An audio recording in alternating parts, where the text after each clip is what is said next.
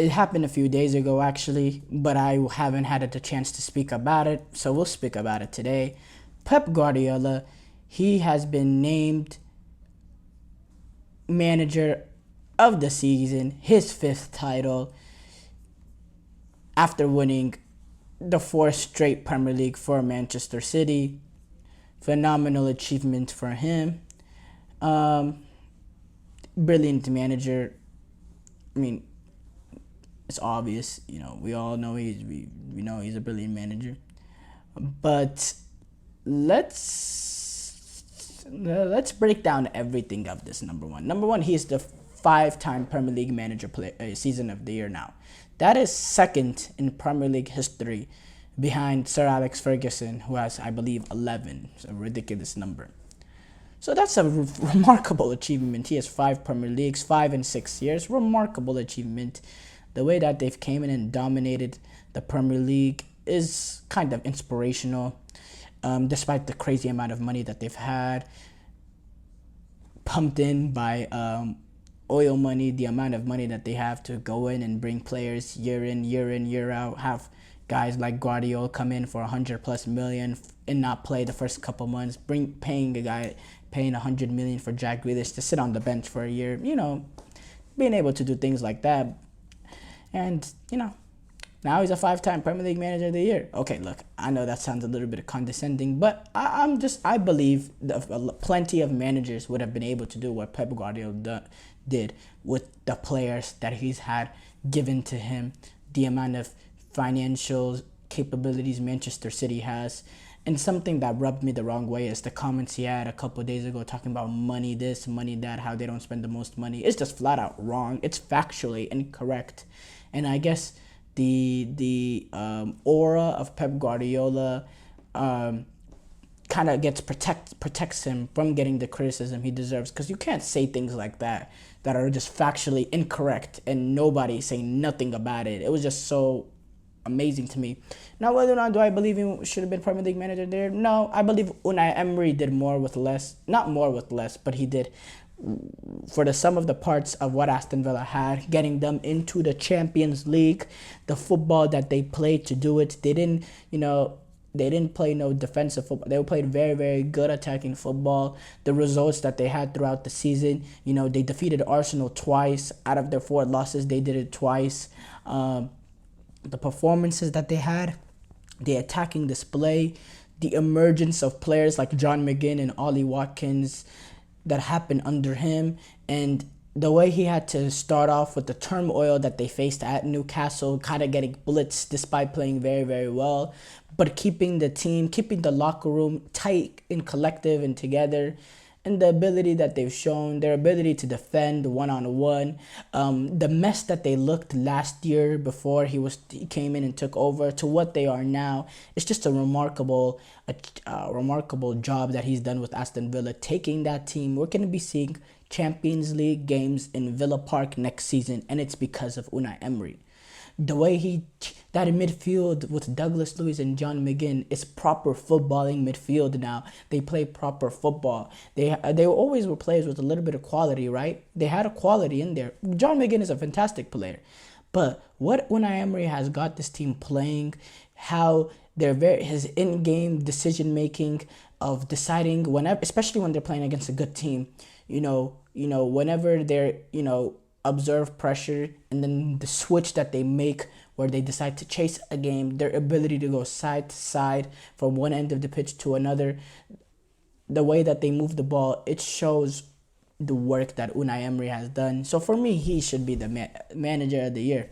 As far as Pep Guardiola, though, look, I will give him credit where he deserves. When you're as good as Manchester City, motivation could be sometimes an issue.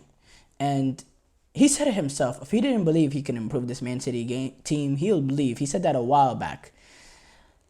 And look,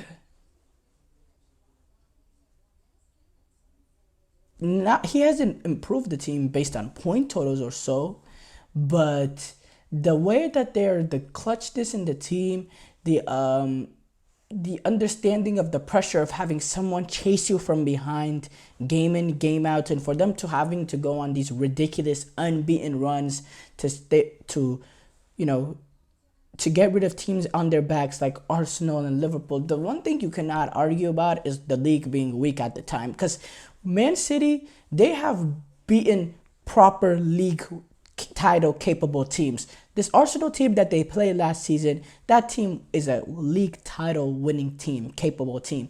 The Liverpool teams, the two Liverpool teams that took them to the final day, those are Liverpool teams that are league winning capable. In 99% of other seasons, those three teams win their leagues in their respective campaigns. But because of the dominance, Manchester City, their ability to not be scared of a team chasing them from behind, they relish the pressure of watching Arsenal the day before win a game, knowing they have to score 3 points or they're allowing Arsenal to get in front of them.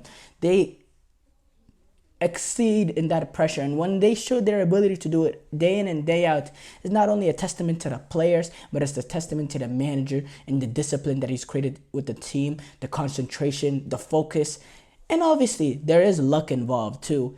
But Manchester City create their own luck at the same time too. I mean, Vincent Kompany scoring the goal against Leicester to win them the league title. A week ago, or Ortega making those, making that save one-on-one against Son. Luck is required, but Manchester City, they make their own luck too at the same time. So, Pep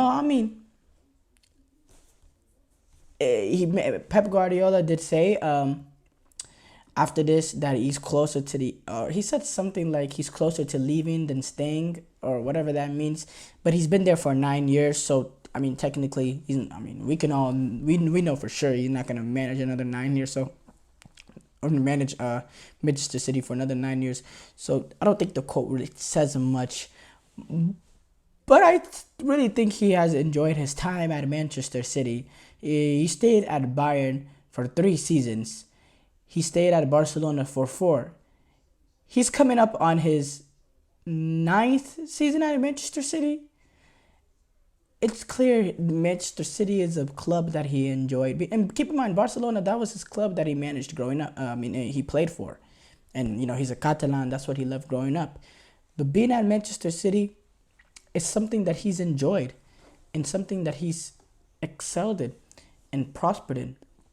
And whenever you got the amount of money you have able to spend at Manchester City on incoming players, why should you be concerned?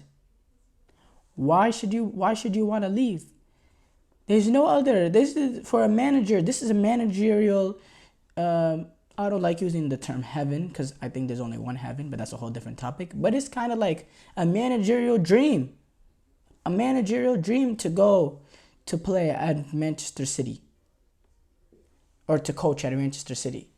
The amount of money that they have to spend, being in the Premier League, it's just amazing for them. He has a chance to win multiple Champions Leagues for Manchester City. He's only had one so far. Winning a second for Manchester City puts them up with some of the top English Premier League clubs. That then you start chasing the Chelseas, who have 2, the Uniteds that have I forgot how much United have. I believe Liverpool have the most.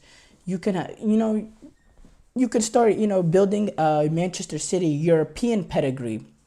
And it's surprising to me that they haven't really found them. No, it's not surprising to me. But,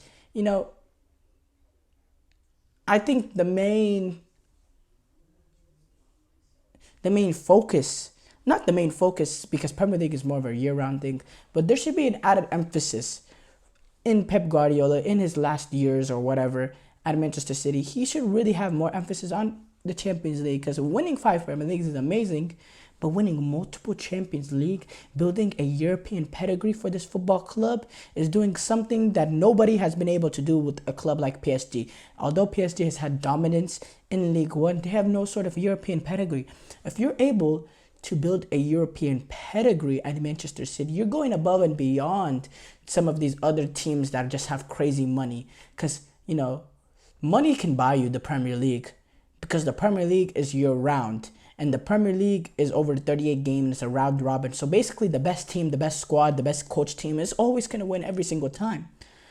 But a league like the Champions League, it's a great deal of mental strength, being able to observe pressure in certain moments.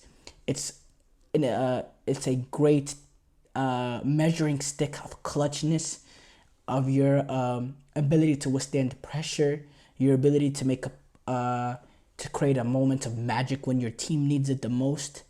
That's why Real Madrid, they're a brilliant example of that. They're not gonna win La Ligas year in and year out, despite them being probably the more, because they're not the most crazy talented team like um uh Manchester City is. May I remind you, last season Real Madrid lost the league, La Liga, to Barcelona team that's not really that strong either.